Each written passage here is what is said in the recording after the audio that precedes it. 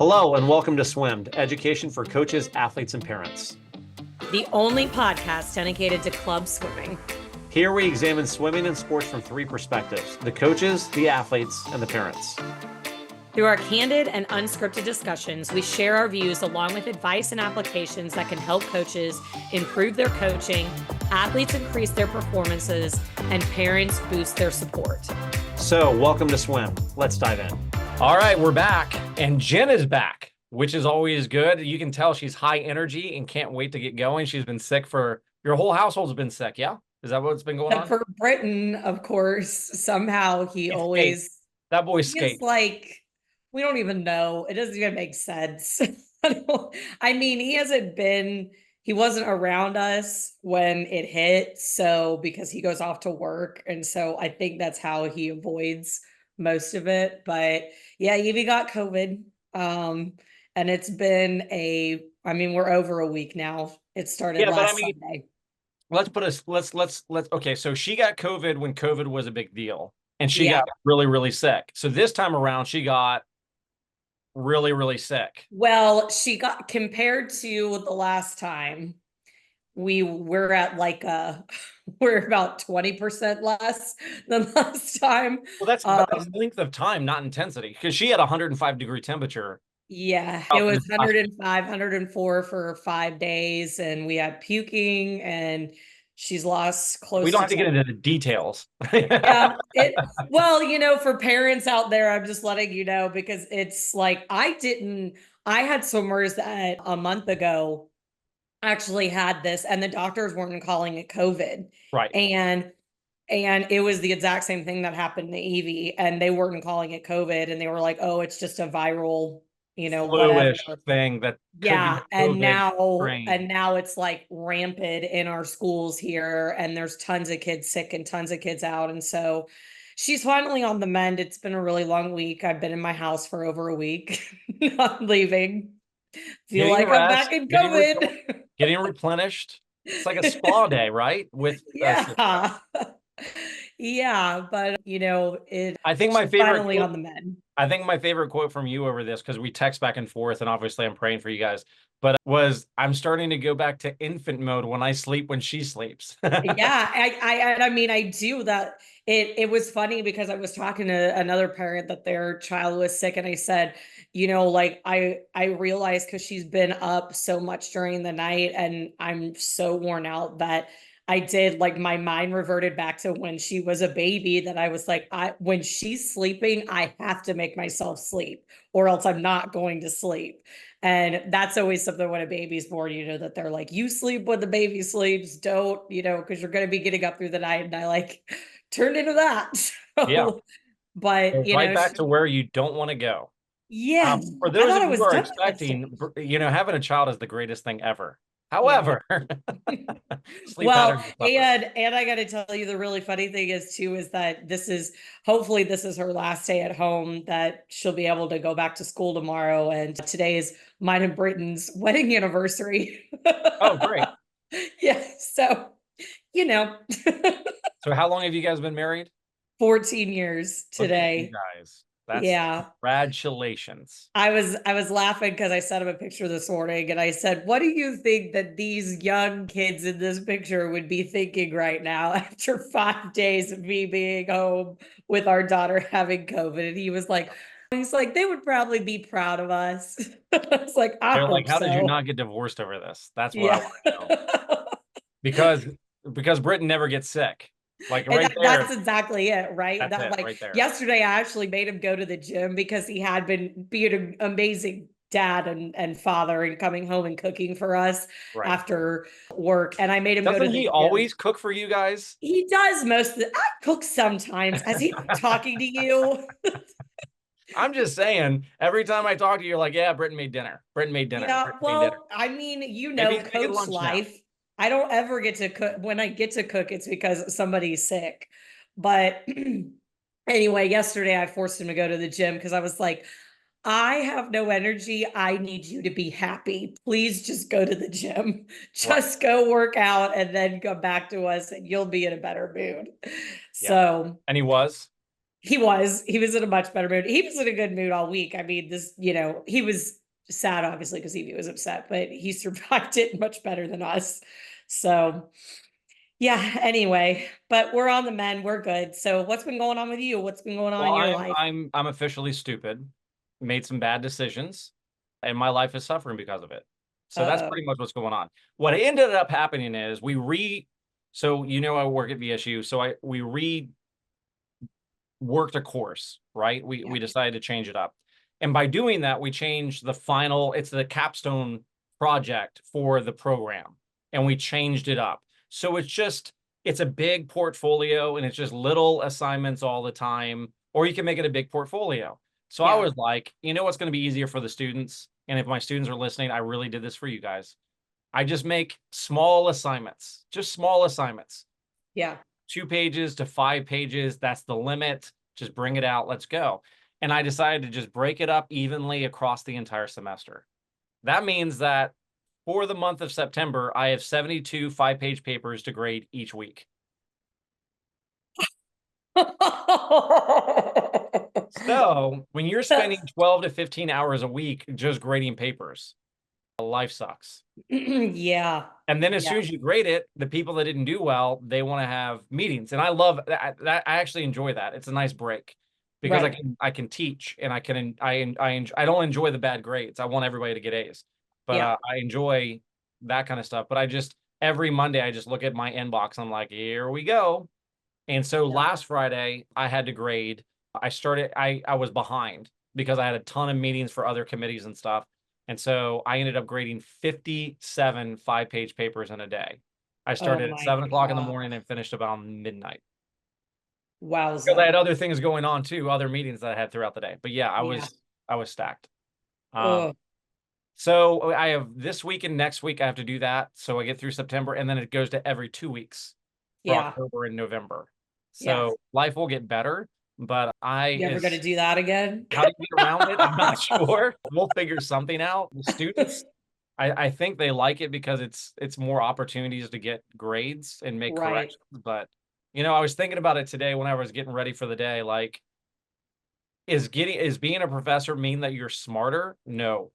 It means you have a different skill set. It's like being the difference between an engineer and a mathematician, right? You just have Yeah. different skill sets that pay differently. But we make dumb decisions all the time. And I did that, but I did get my glasses. So I lost my reading glasses and I had to get new ones. And so on top of everything else, my eyes have been tired. So Yeah. I have my new glasses on. So now I look Professor Grant. professorish again, Yeah. which is nice, but it keeps my eyes from bugging out and hurting all day. So that's good. So today we're going to talk about coaches, athletes, and parents being at swim meets. We've been talking a lot about getting prepared and workouts and every place else. And then we want to kind of tackle swim meets. And I'm taking this from my experience of the zones team in Texas this last year. I was the head coach, as you know. And so I went with the coaching staff and I said, I want to change some things up. I want to do some things differently. And this is based on some of the research that I've done. And I talked to athletes about that, but I also talked to the coaches about it and said, I want to change up the way that you coach because you're in a unique situation at a zones team. You might have a couple swimmers from your team, but the majority, or depending on what team you're on, all of them are new to you. And so you Yep. can't coach like you normally coach. You don't know the ins and outs of their strokes. You can talk to their coaches as much as you want, but you don't know as intimately as you know your own swimmers who you get to see day to day. And you could literally, during a meet and a warm up of 400 swimmers, pick them out very quickly, not because of their cap, but just the way that their stroke looks, Yeah. right? Sorry. So you don't have that option. So what are the guardrails that you have to put on yourself as a coach? Because if you give a lot of stroke technique, you could screw everything up.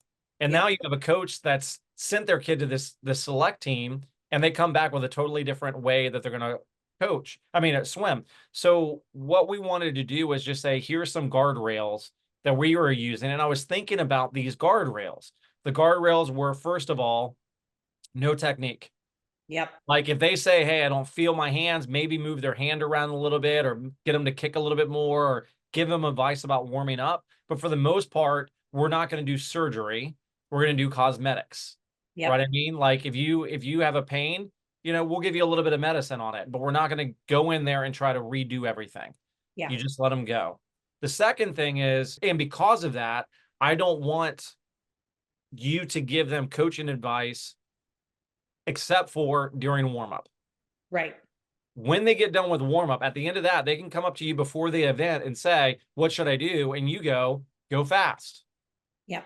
Swim hard. Why? Because you want them to go back to what their coach said. I said, the one thing you can say is, what would your coach say to you right now? Well, they would say this, then go do that. Right. And I'll get your splits. Yeah. And really give the athletes the ability, these are 11 to 14-year-olds, the ability to do their own race strategy, think about what their coach has, and go for it, because you don't know. If they say, I don't know what to do, I don't know what my coach says, then give them something. Yeah. Okay, it's a mile. This is how I would split it. Let's try that. Right. But allow them to have a little bit of voice in that, because of where you are with a different team and a different state and a different set of circumstances. So that's where this is born out of. And so the question we have to start off is, what should coaches, what are our responsibilities at swim meets with your own swimmers? Now, we're not going to go with the zones team here, but what should you be doing in preparation for meets and at meets to be the most successful that you can be? Yeah.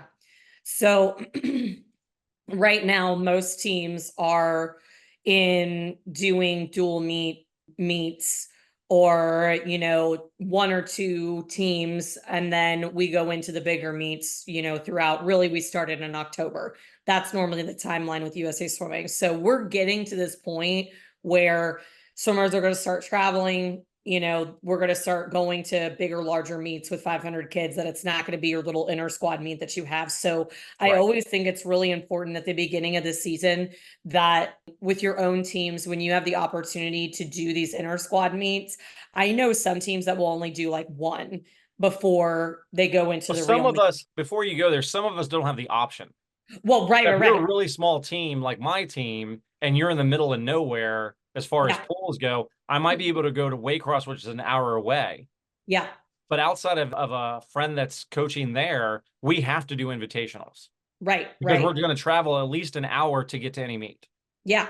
So I always think, over the years, I used to think, because it was kind of an old school way of thinking, where like you had your one inner squad meet and then you went on to everything else. And then the farther we've gotten along, we've realized that the more opportunities that you give athletes and parents to learn how meets work on their home turf, the better they are when you do get into the bigger invitationals and things like that, because it's kind of like clockwork to them, that they recognize things and they understand things a little bit better. So, I've gotten to where personally, and I know a lot of clubs around me have that, we might do one inter squad meet that the times don't count, that we just get out stopwatches and, we go through the motions. So the coaches get used to how the kids are. They get to see the behavior. They get to see who really knows how to function at a meet and who doesn't, and work out the quirks. And then number two, parents get that experience of, if their swimmer misses an event for the first time, and it doesn't cost them anything that way, right? So I have become, from a coach's standpoint, more thoughtful about trying to give as many opportunities to learn how these meets function before we ever get to an invitational. So once they get there, the parents, the swimmers, the coaches, they know what the routine is and they're ready to go. So it's not even a matter of like doing a huge inter squad meet. I mean, you could do one within a group, right? Where you're just like, you pretend like you're lining them up behind the blocks, but you get them so you can coach them and you can teach them how it's supposed to feel, how it's going to work. So when you show up to a pool that, obviously with little kids, they may have never been to before. Right.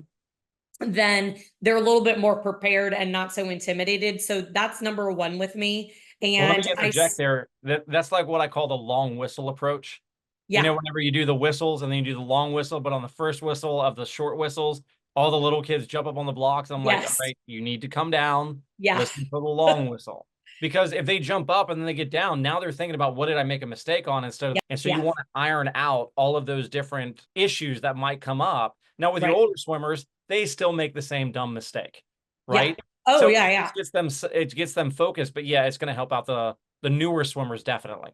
But you know, the thing is too, is I even use it for my older swimmers as an opportunity to, you know, kind of critique where they're at that point before we do go to the invitationals, that it's like, oof, collectively, you know, as a staff, we notice everybody's turns suck right now, right? That we're like, okay, we got 3 weeks until this meet. We need to start nailing them down on terms because they've gotten lazy. So it's always, you know, I always, after the inter squad meet, sit down with the staff too. And I'm like, okay, here's my notes throughout, you know, I will be writing on my heat sheets throughout the inter squad meet saying, you know, blue group needs to work on starts, or streamlines don't look great, or we need to work on dolphins. So anyway, that's kind of my first initial part of it, because we're at this part in the season for everybody. One thing that I just thought of that might be interesting to do is I find that whenever I'm coaching somebody and we've been working on technique at a meet or in practice, when we've been working at technique in practice, it's really hard for some swimmers to try that out at a meet. Yeah. Because I call it the chocolate cake effect, right? I'm nervous. I don't feel good. I'm going to go back to what feels most comfortable. I'd rather eat chocolate cake right now than really face my fears. So that's what they do. They're going to go back to the old faithful. This is what I do. At these kind of meets, this is where you can say, okay, older group, I want to see the fastest turns possible. I don't care what your time is. I don't care what you swim in between. Let's see what effect a fast turn has, or great underwaters have. And you can really start ironing out some of those fears at these meets. And then they can see the effect of focusing on just small technique that's really going to get them ready for their swim meets coming up. Yeah, definitely. And, you know, I truly believe that it kind of helps set the culture of meets moving forward. So, you know, I'll go into the fact that when we get to actual meets, you know, we've discussed this before, so I'm not going to go into detail, but like every team really has their own warm up that the coaches get the kids to memorize, and you might tweak it every once in a while or do something to mix it up. But that's also the opportunity that, you know, you need to 2 weeks before make sure maybe every other day or every 3 days you're doing meet warm up with the kids, so then they get it in their minds. So once they're in that new environment where there's a lot of kids, they can just go and they don't have to think necessarily when they're going through it. So that goes along with the coaches with making sure you're doing proper meet preparation, of making sure that you're taking sometimes an entire practice, I say, and a lot of coaches are like, I never want to do that, but an entire practice to work on starts. I think that's one of the things that I've watched over the years that a lot of coaches feel like is a waste of time, that they'll do it for maybe like 15, 20 minutes at the end of practice and think that that's good. But I mean, in order to genuinely get great starts out of kids and be able to tweak them and fix them the way that you need to, it's gotta take sometimes a whole practice of, you know, going step by step from the beginning to get their minds thinking correctly about how their start should feel. And, you know, videoing them, using whatever you have. So when they go into the meets that they're confident, and same thing with turns, right? I think I've got some coaches right now that are on my staff that are so great that they actually decided at the beginning of the season this year with our age group kids, which are like 14 and under kids, that every single practice they are going to be doing turns for at least 10 minutes. Right. And not like in the middle of a set, like they are having them do legit turns for 10 minutes to get them to understand speed and streamlining and how to turn correctly and open turns and all of that good stuff. And the progress that I have seen because they took that initiative and saw that it was working with those little kids has been amazing. Right. So I always say, you know, this is all meet prep, right? Yeah, it's all technically meet prep, right? But I mean, they've been doing these turns, they do it every day. And I love it because I think that's like long-term meet prep that I haven't seen a lot of coaches ever do, that it's like starts and turns happen the week of the meet, right? And so like occasionally they'll do turns, but it's not an everyday thing. But we know, as we've discussed, especially younger kids, repetition is key. They have to be doing it repetitively and thoughtfully in order for change to happen. And so if they're just doing workouts where they're continually not doing turns, or they're doing bad turns, then that's the repetition you're going to get when they come to the meet, right? Right. Yeah. So that's been a really cool thing that I've seen that my staff themselves have been doing, that I really, really like with the age groupers, because we have seen a difference. And we're going on our second inter squad like meet this Saturday, and just the first meet that we had, I was so impressed by the age groupers, that the turns that I saw and the confidence that they had in them. And I think, again, it was because of that pre-meet. It's not a pre-meet anymore, it's a part of an everyday thing. So Right. but yeah, pre-meet prep is important, making sure that, you as a coach are prepared. Right. Yeah, absolutely. So, I talked about the swimmers. So now I'm going to go on the actual physical coach yourself. And I say that because you and I have talked a lot about when you go into 4-day meets, right? That are prelims finals, and you're going to be on a deck for 14 hours. You're going to be getting up at 5 a.m. and you're not going to walk off of that pool deck until 9 p.m. That you need to make sure that you have all of your ducks in a row. So when you get there, you can also take care of yourself, that you're not frantically, I will totally tell on myself, and I'm sure you can tell on yourself too, that being a head coach, when you have an assistant coach that's taking over your group, that say only a certain amount of swimmers came to this meet, and you have to write workouts. I mean, there are some times that I get so busy that I forget I have to write a workout. Right. And you're on the deck writing the workout. and I mean, you and I actually, now that you even say that, I remember you and I have been on a deck before writing workouts at Georgia absolutely. Tech at one point in time. We were sitting there on deck and we were writing workouts During together. warm-ups, we're like, I got to get this out. Yeah.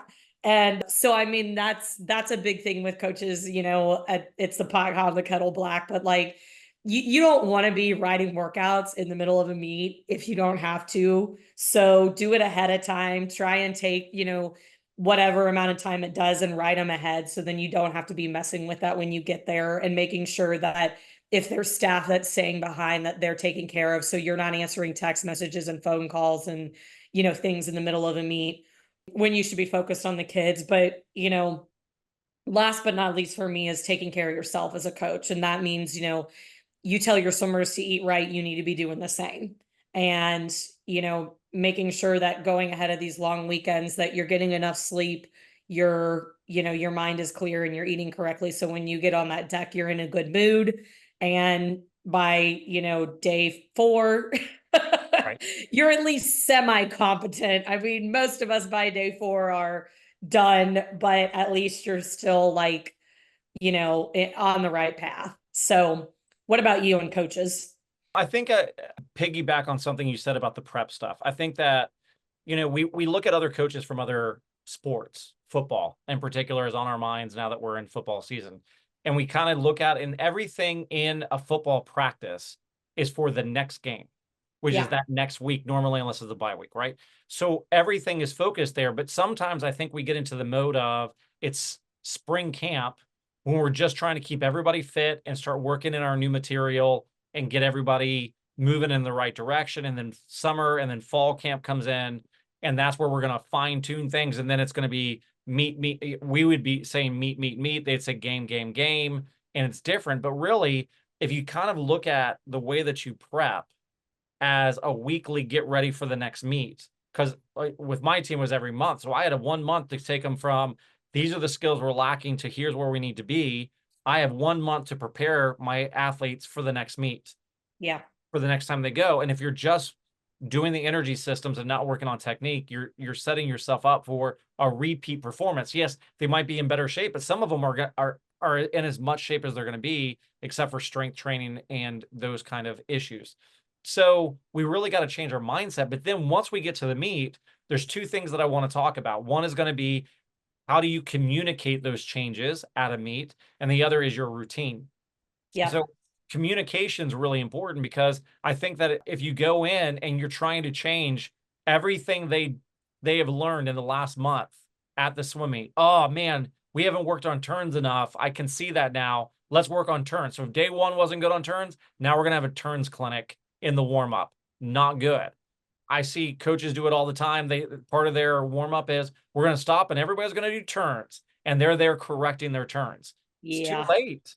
Yeah. Too late to correct them now. And you're that coach that all of the other swimmers and coaches that have to be in a lane with people that are doing Hate that you. are infuriated at you. We hate you. You're just Yes. blocking the lane, and then our kids think they're rude if they do that, but you're rude for taking up the lane for no other Yeah. reason than you're just going to take up the lane. And now if it's open warm-ups, there's nothing I can say. But if we're sharing a lane, I'm going to come up to you and talk to you. Yeah. Because come on. Yeah. Come on. Yeah. Like, Yeah. let's coordinate just a little bit, instead of Yes. just, I know we're sharing a lane, but really what it is me taking over the lane.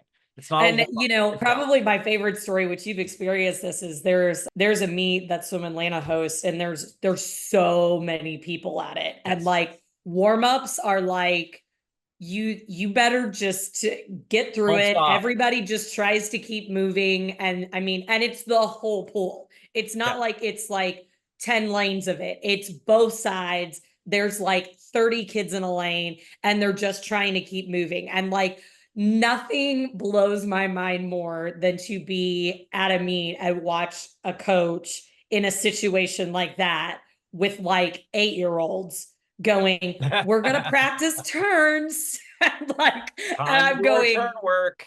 I'm like, are you looking around you at all? Your 8-year-olds are going to get drowned. They're Yes. going to get drowned. Not then, because anybody's going to be mean to them. They're just going to be oh taken. yeah, and then watching the coaches get like emotional and upset because their kids get ran over. And Right. then like them going and complaining to the meet host or whatever. And it's like, no, you don't do that in warm-up situations like that. So yeah, I've seen that plenty of times. Right. But I mean, if you're doing reminders, you can give a reminder without stopping an entire lane. And this is where you're practicing. Right. Practicing doesn't happen at a meet. Yep. Preparation for your races, warm up, happens at a meet. Right. And so to do something other than that is to get into the heads of your athletes. Well, I just want to remind them. Then remind them. Don't teach them. The teaching Yep. already happened. Yeah. So that's the big thing. And so it worked really well at zones. It's worked really well with me, where, hey, I don't feel good. Let's work on a couple of drills. Oh, you feel better? Good. Let's warm you up correctly. Cool. Let's just remember we want to have fast turns and let them loose. Let them learn their lessons. Yeah. But I think we get nervous as coaches and we want them to do very, very well. Some of us because we want our athletes to do well, others because they want to look good. Yeah. Or it's about them. And those are the ones that go over the top emotional, and it's kind of embarrassing for everybody.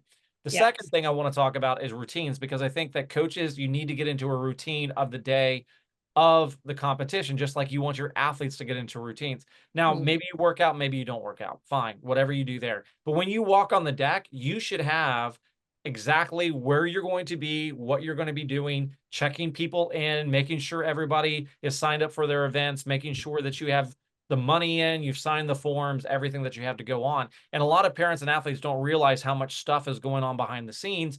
Just like when we were in school, we didn't realize how much a teacher actually does with lesson plans and teaching and all the other work that they have to do. So as a coach, you need to make sure that you're there before your swimmers. You want to make sure that you're there and getting all of your stuff for the meet out of the way so you can be present. Yeah. And that's the same thing that I would say to athletes is, at a meet, it's time to be present, not online. Right. It's time to be present, coaches, where you're interacting with other coaches during warm-up, you're getting good advice, you're working those collegial relationships so that you can be the best coach that you can be. This is where you have lunch with people that you don't see but once a month, or at swim meets where you can pick their brains about situations. But if you're constantly doing workouts and doing other work, you can't have that. And I know that because with my job at VSU, I've been at futures, and every waking moment I've been grading papers. Yep. I don't have those kind of relationships at those meet. And I knew that going in, but at other meets, I really try to push everything else aside. That's the Right. end of the semester. It's the final week of the summer semester. There's nothing I can do. So you have those kind of situations, but outside of that, you should have it where it's about your coaching Yeah. and about your athletes first, your coaching second. How can I make them the best that they can be? And then how can I make myself the best that I can be? This is a great place to have mentors and to really work those systems. And the final thing I'll say briefly is don't overwhelm your swimmers. Yeah. You know, the advice should be go fast. Yeah. Hey, what have we done at practice? This, and this. Go do that.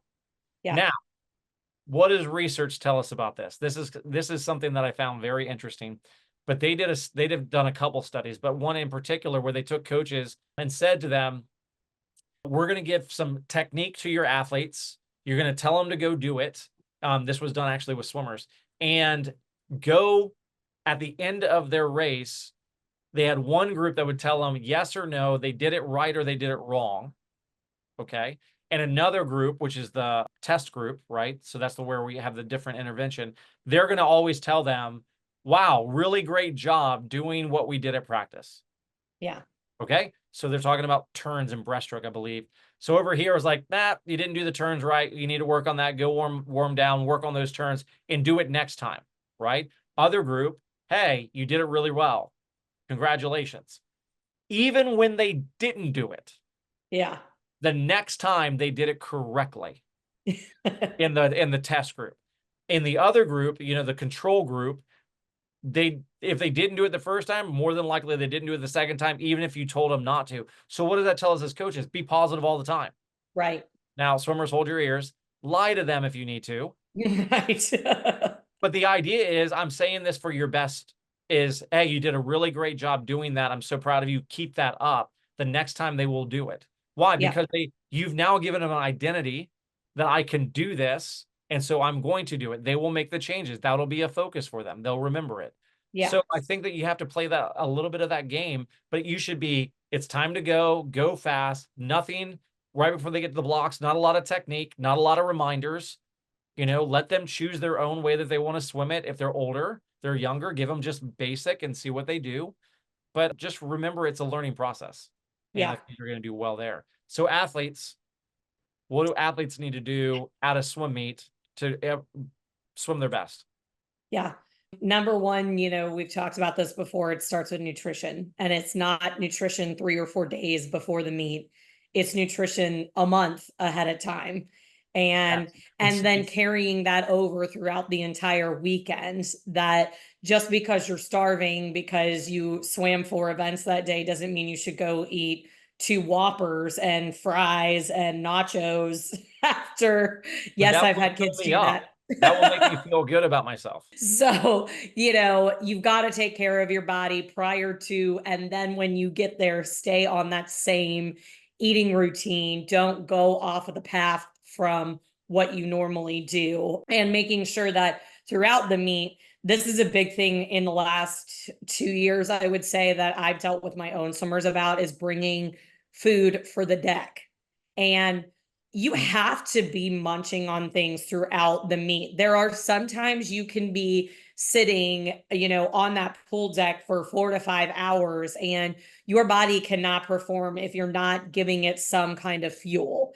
And so, you know, I always tell my kids, I'm like, pack a lunch box with all different kinds of snacks in it, healthy snacks, Right. but snacks in it. So like, even if you don't eat them all, they're there if you need them.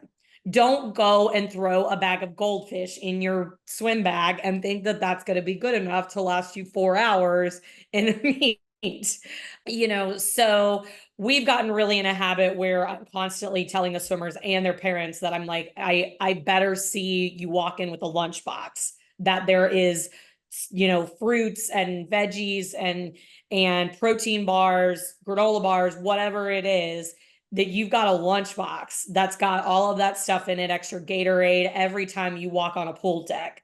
Tell them, you should show them the pictures of old like steel workers that have their lunchbox with them and just say, are we going to work or are we not going to work? Are we going to perform or we're not going to go? Yeah. What do you take to work with you? What do you take to school with you? My lunchbox, bring your lunchbox.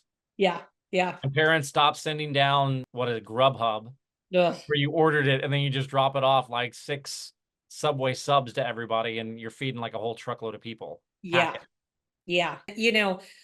So I mean, number one, it's the nutrition thing, because I think now, it's a great example that you said about Grubhub is like, I feel like kids forget the nutritional value of things now. Yeah.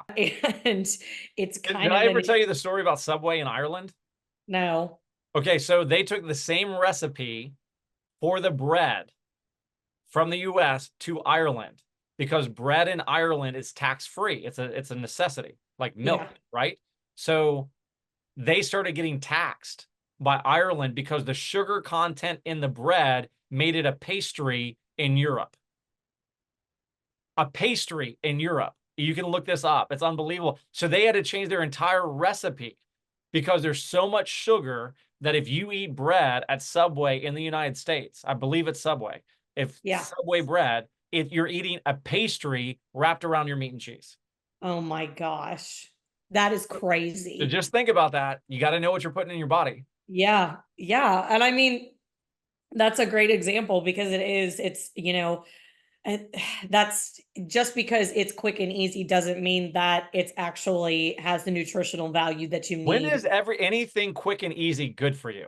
Right, exactly. I'm just I saying. mean, that, and I even think that sometimes parents forget and swimmers forget at meets when they're staying in hotels that like the hotels don't care if you go and grab their fruit. Like No. you don't need to go to the grocery store. Go down to the breakfast thing and grab some bananas and oranges and apples and some of the yogurt that's there and stick it in their lunchbox. Right. Like Right. there is stuff there that you don't even have to go out of your way to get that you can bring, to the meet every single morning that's there. So, we have this joke on our team about sausage because I had a swimmer who decided at state to eat pretty much like a hungry man's breakfast of like spicy sausage and eggs and like waffles. I mean, this was like,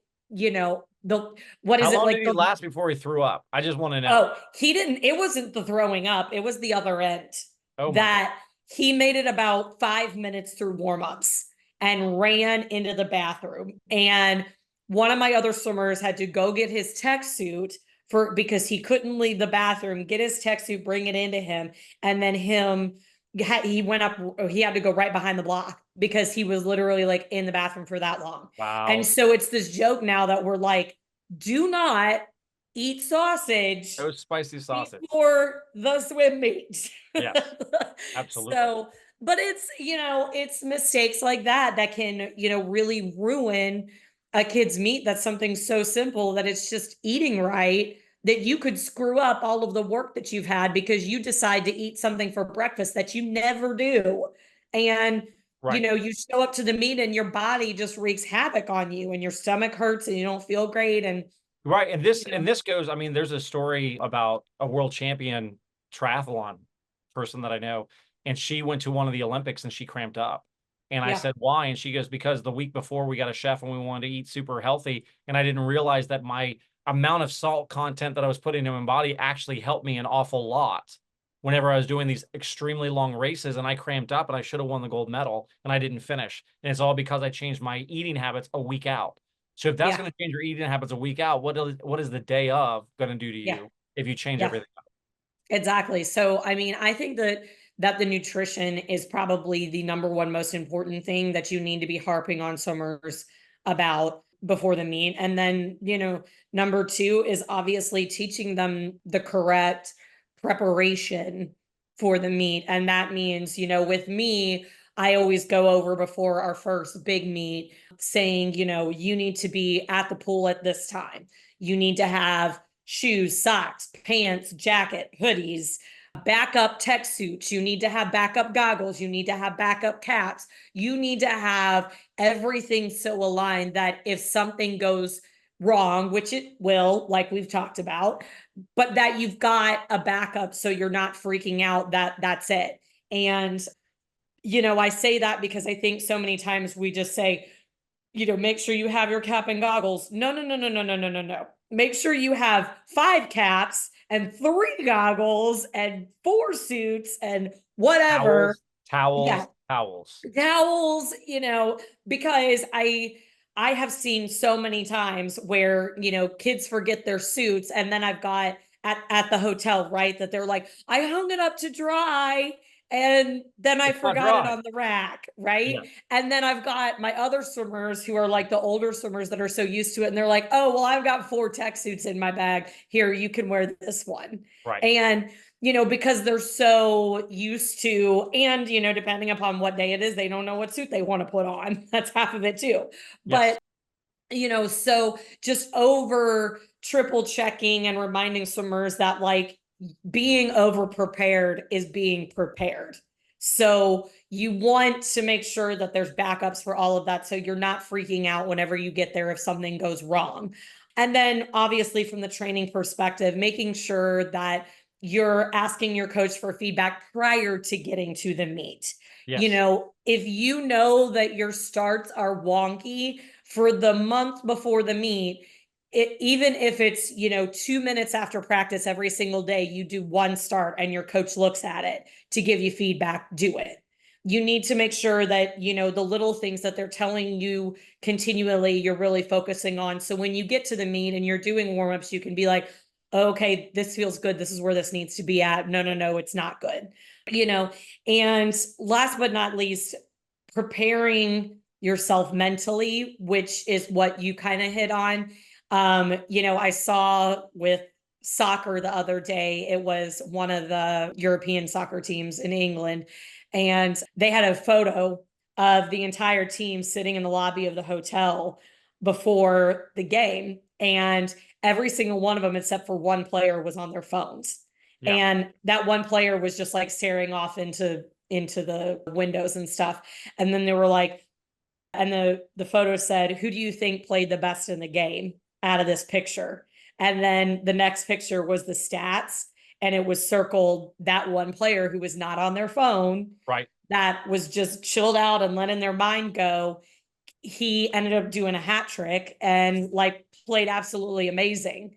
And so that goes back to, like you said, are you preparing yourself if you're sitting there and you're constantly overstimulating your mind by being on Snapchat and your phone and texting people? It's one thing to be listening to music, right? Because we get that all the time. That is the number one thing coaches hear now. Well, I don't want to put my phone up because I listen to music. But are you listening to No, music? you're scrolling. I can see. Or are you scrolling on your phone?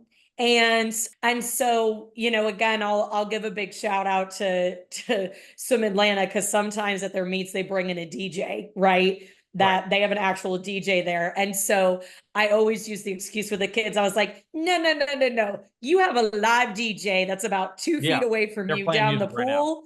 That I'm like, that's playing every hype song that's ever existed. Get your earbuds out, put your phones away. So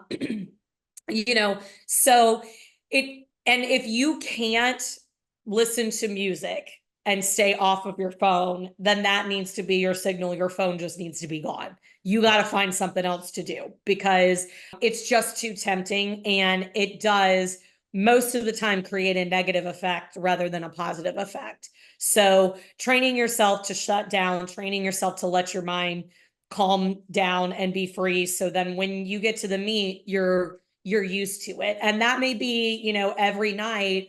I found with some of my swimmers, we've had to have this discussion that every night, 2 weeks before the meet, you're making sure that your phone is in another room by 8 p.m.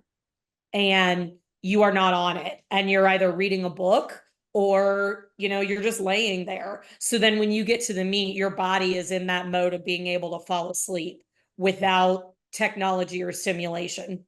So Yeah, well, let me hit on that point, and then I'm going to segue into, just how do parents prepare and be there, and then we'll have to get into our advice. But it's just every study done, and I was one of the researchers that did the studies. When you're at a meet, there's one rule that every athlete set, and I've mentioned this before, which is in the interviews with Olympic gold medalist athletes or Olympic medalist athletes, depending on the study, what do you talk about at a meet? And every single one said the exact same thing. Not swimming. 2 words. I don't talk about swimming. I don't talk about Bruno in a movie. We don't talk about Bruno. We don't talk about swimming on the pool deck.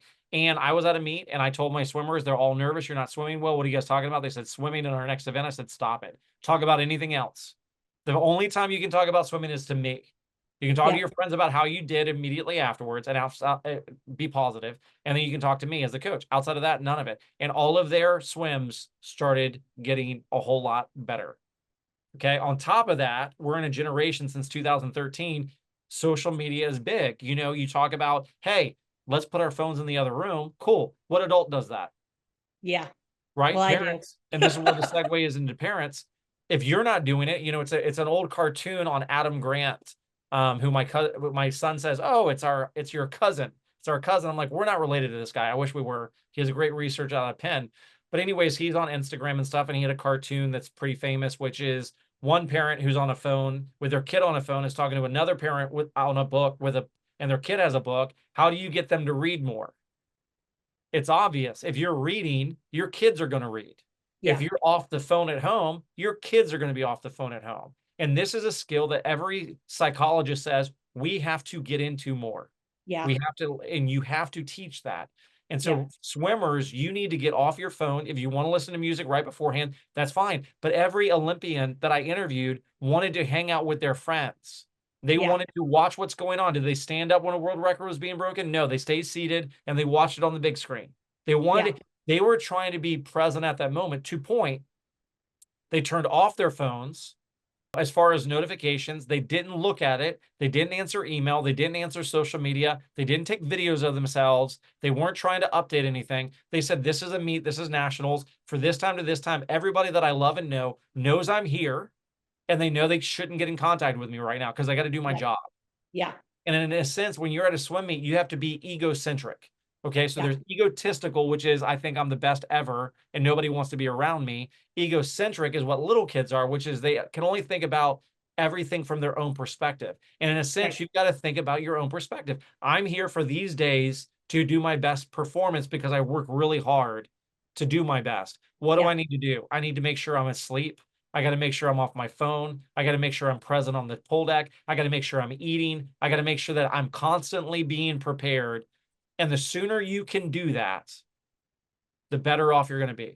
Be prepared for your meet, but be present at your meet. So what does that say to our parents? Parents, help them by not going off on excursions, not going off shopping trips.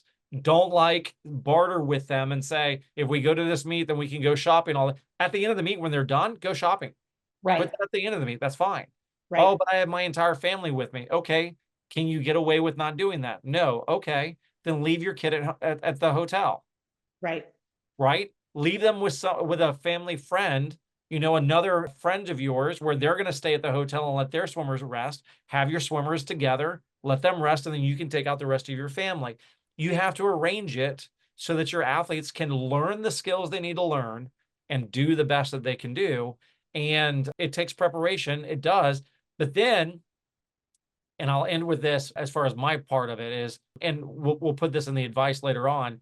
If your son or daughter has to have their phone because you have to get in contact with them, that doesn't mean that you get to coach them from the stands whenever they're at the pool because you're texting them what they should and should not be doing. You are screwing them up. Yes. It's 100% true. There is no parent that has ever texted their son or daughter and their son or daughter did better because of the parent. Yeah. And if you think that's the truth, then you are very good at either believing in karma or superstition because there's no statistics that back that up at all. You're not coaching them unless you're Michael Andrews, and that's changed recently. You know, you're not their coach. You're not doing their workout. So, and you're not in the pool doing the work. You're a fan. You're a fanatic, and that's great. Leave them alone. Yeah. I mean, I know personally, we are around these athletes enough that we can read their body language almost instantly. Yes. And I can watch a swimmer pick up a phone and watch their body language and know exactly They're gone. what was on that phone. And there has been times where like we've been at a championship meet, and one of the hardest things for swimmers is when they have a bad race, being able to turn the page so they can move on to the next race and do good at it, even though they may have had a bad race before. And that may be a 15-minute turnaround time, right? And I have watched athletes pick a phone up because they didn't have a great race and watch their body language after I had just, built them back up to be like, okay, we're moving on, let's go. And they'll go over and check their phone before they go get in the warm-up pool. And I watch their body language just shut down. And I'm like, here we go. And I can look up in the stands and find their parent, and they're on their phone, and I can see where it's coming. And I mean, as a coach, I just want to explode, because I'm like, why would you do that? Why would you do that? Your children do not need that. If anything, you need to repetitively, if they are even trying to text message you because they want to whine or they want to say, I had a bad race, I'm sad, for you to say, okay, I get that, we'll talk about it after the meet, go talk to your coach. That needs to be the only thing that you say. That's it. Yeah, but I love that's you. hard. That's hard It because is. you're used to like putting bandages on all the boo-boos. You're Yep. used to fixing everything. I'm Yeah. dealing with college students that get in trouble and they break down and cry. They break down and cry because they don't know what to do, because their parents have told them their entire life, don't say you're sorry, don't admit when you're wrong, because I can fix it. And I've actually had a grad student recently break down because he wasn't doing his job. And all we said is, you're not doing your job, you got to do your job. Wouldn't apologize, wouldn't say that he did anything wrong, cried. Then he went back and talked to his parents. And after talking to his parents, came back and said, I've now talked to my parents. Everything's good. I won't do that again. You're in grad school. You're 26 years old. And you're going back to your parents for that comfort. Do you want that for your kids? If so, keep texting them every time they have a bad race and fix it. Yeah. So, because we got to move on, my last one that I want to say to parents, which is in conjunction with this, is hosting a meet is very, very hard. And for what you see when you get there, there is about a month to 2 months. If it's a bigger meet, 3 to 4 months preparation that goes in by the host team to make that meet go off without a hitch. And so if you are sitting in the stands and you are an anxious parent, or you get bored easily, the best thing that you can do for not only your swimmers, but for your own team and your coaches, is to get out of the stands and go and volunteer. Go and time. Go and officiate. Become an official. Number one, you're going to get a completely different perspective than what you are seeing up in the stands. But number two, then you're occupied. So it allows your swimmers to relax and do what they need to do. You're doing a service to that host team that has worked so hard to make that meet go off without a hitch. And you're showing that, you're willing to help them. So if they ever come and visit your pool and your team, their parents are going to be more than willing to help your own club out when you're the one that's hosting at that time. So, even if you're a small team, because a lot of the times, there's been circumstances where I've only had 3 or 4 kids that have gone to a meet, right? And they're begging for timers, and like, we may only have one parent there. So it's really hard to and that one parent is the one who's shuttling and getting food and doing all that stuff. So we can't do that. So, and that's fine when there's those circumstances. But number one, coaches, it's really nice if you just say that to whomever the host is, that to be like, we would love to volunteer. We only have one person, but if there's something we can do in the background, let us know.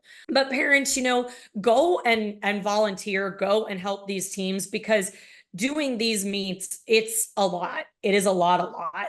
And if you can simply just volunteer your time for a session while you're going to be there anyway with your kids, it's going to make a really good impact. And it's going to make your kids feel like you actually care, because you're willing to do something like that. So go down and volunteer and time. Half the time, I mean, they do drawings now.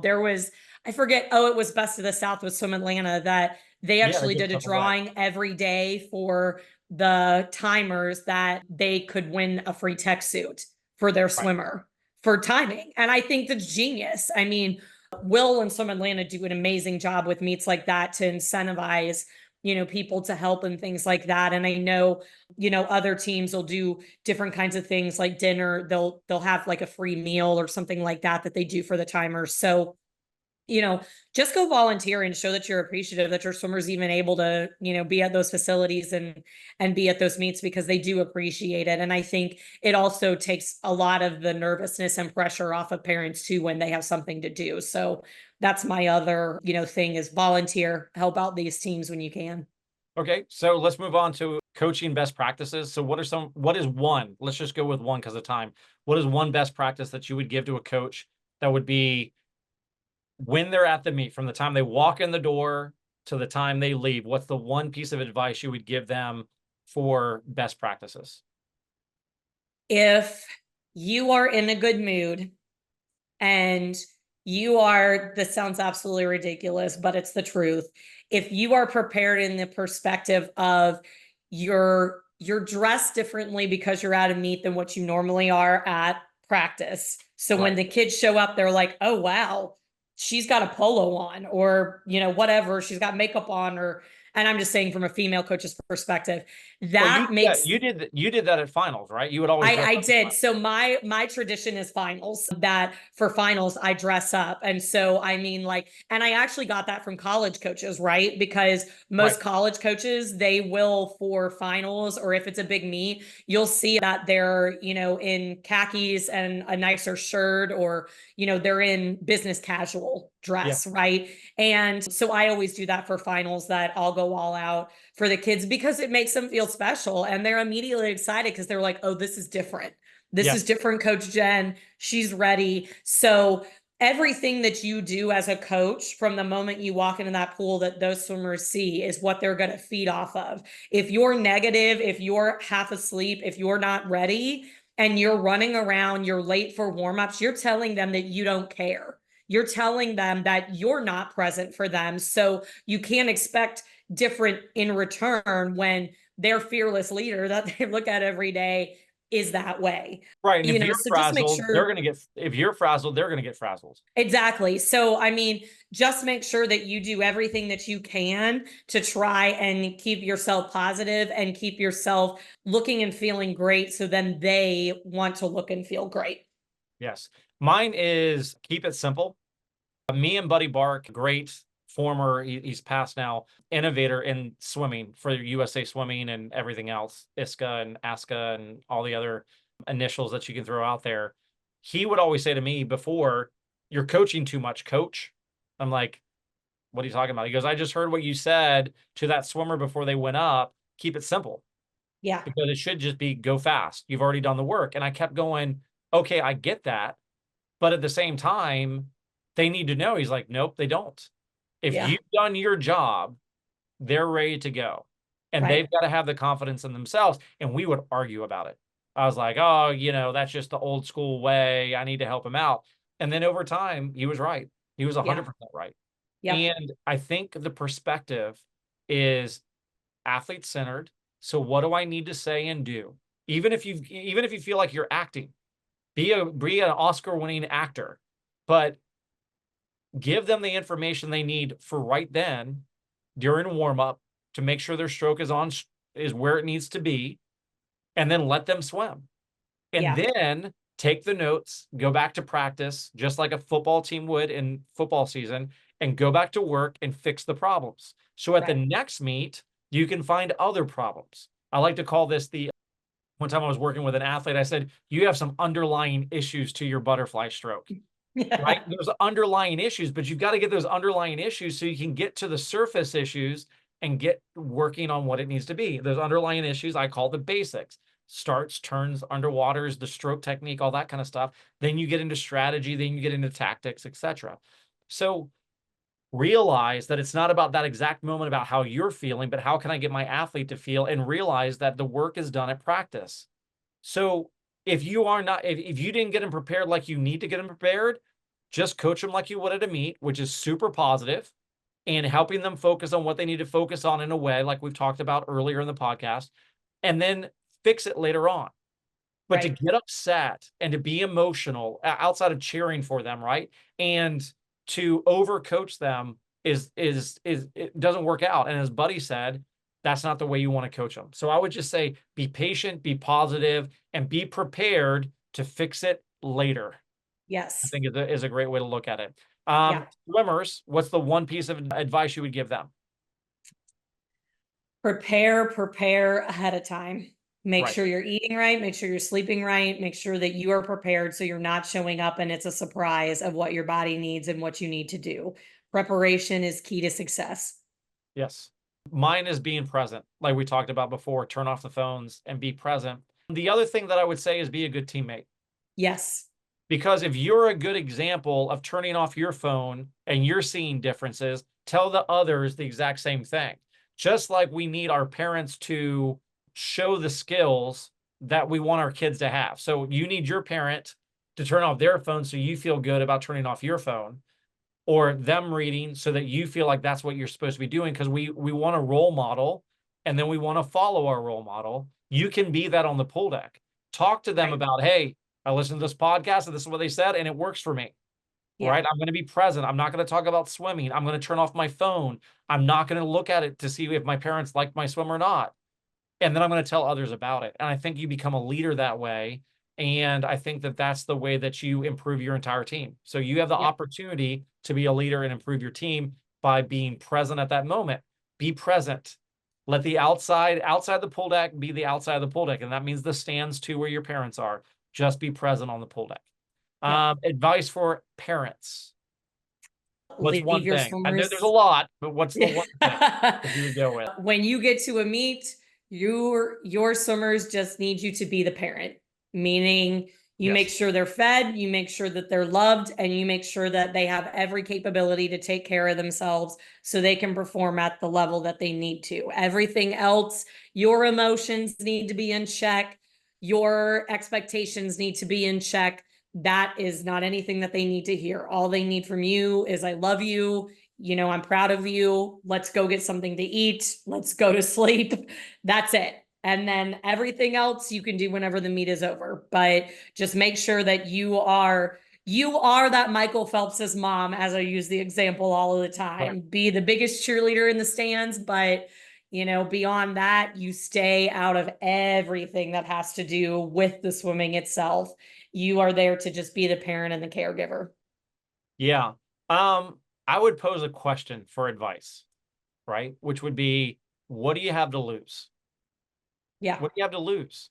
And the Yeah. problem is, I think as parents, we constantly say, this is the big game. This meet really matters. Yeah. It's all or nothing right here. They need to get better because they need a time, because 16 years down the road, they're Olympic champions. So they got to have this right now. Is the Right. same kind of advice you have in New York City, that if I don't get you hear this on sitcoms all the time, if I don't get my kid in the right kindergarten or preschool, they have no chance in life.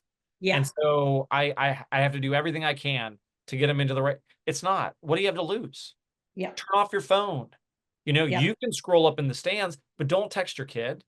Right. Don't get all emotional. Right. Just shrug your shoulders if they miss an event. I've had my swimmers miss an event because they were talking to me. You Yeah. know, I refund the money, and what do we have to lose? Well, I had an opportunity. You'll have more opportunities. Right. You know what I mean? So they miss an event. So you're out a little bit of money. But at Yeah. the same time, it's like, what kind of relationship do you want to have with your athlete? Not your child, with your athlete, because they're taking on a different role here. And I think sometimes we say, that's my child who is an athlete. No, that's your athlete.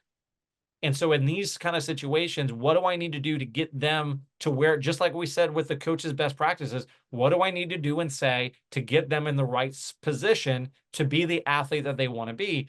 And what do you have to lose? You have nothing to lose. You Yeah. know, even the parents that are Olympic trials are not texting their children because their athletes know what to do. Oh yeah, but my son or daughter is so young. What is now a good time to teach them? Is now Yeah. a good time to teach them that, hey, I saw you're on your phone, you need to be off of that. Yep. You know, that's what we do at our house. This is what Yeah. you need to do here. and give them the advice. Like, listen into what we've been saying and echo some of this advice for your athletes. And you will find that you have nothing to lose. And if they have a bad swim, shrug your shoulders, give them a hug, love them. Because Yep. guess what? You know they're going to get another chance. Yep. They're not up against it. There's always ways to get them in. If nothing else, how many people don't get into a D1 school? They go to Indian River down in Florida, swim for a year, and then they get offers D1, D2, D3, or do 2 years down there and then get offers, or do 2 years down there and say, I didn't want to swim anymore. There's so many different ways to get to where you need to go. Yep. There's nothing that hinges on one singular race, especially when they're 12 years old. Yeah. So, I mean, I think that's where the landing point is. If you realize they're your athlete and there's nothing to lose because they're going to get another chance, you can relax. Yes. It's not all or nothing. So thanks for the discussion. This was really good. I really enjoyed this. Thank you. It was good to be back and see humans.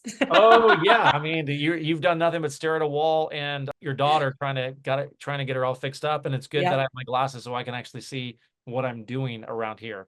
Yeah. Which is really nice too. So we will see you next time. Thanks again. This is Swimmed, and I hope you tune in. Don't forget to subscribe and like and follow, whether it's on YouTube or Spotify or iHeart or Apple. Please follow us. It's cost you nothing, but it helps us out an awful lot. So we'll see you next time. Thanks so much. Whatever platform you're listening to, make sure you subscribe and hit the like button. And if you loved us, leave a review. Also, if you're interested in getting more information from this episode, click the link in the description and we'll send you notes from this episode.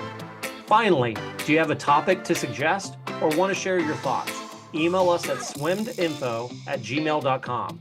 swimedinfo@gmail.com. Join us next time for a thoughtful discussion about swimming and how coaches, athletes, and parents can improve their performances. Thanks for listening to Swimmed, education for coaches, athletes, and parents.